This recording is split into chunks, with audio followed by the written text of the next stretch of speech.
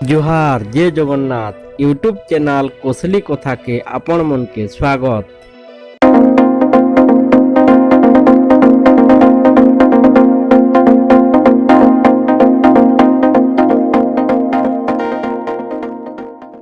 केंद्र उच्च शिक्षा मंत्रालय पक्षनु समार मेडिकल प्रवेशिका परीक्षा नीट लगी तारीख घोषणा करा जाइछे। ए बार सेप्टेम्बर 12 तारीख थी नीट परीक्षा हेबा बोली सूचना मिली छे। केंद्र उच्च शिक्षा मंत्री धर्मेंद्र प्रधान ई परीक्षा तारीख घोषणा करिछन। नुआ नियुक्त शिक्षा मंत्री धर्मेंद्र प्रधान ट्वीट करी परीक्षा तारीख घोषणा करिछन। कोरोना गाइडलाइन मानी ई परीक्षा कराजिबा बोली एनटीए पक्षनु घोषणा करा जाइछे। मंगलवार संध्या 5 बजे नु छात्र छात्री मने आवेदन करि पारबे।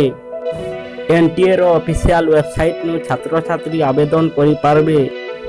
देशर 198 शहरती ई प्रवेशिका परीक्षा अनुष्ठित हेबा बोली जणा पड़िछि। 2020 रे 155 टा शहरती ई परीक्षा अनुष्ठित हेतिला। सेंता परीक्षा सेंटर भी बढ़ा जिबा जहाँकि 2020 रे 3862 टा रहिथिला।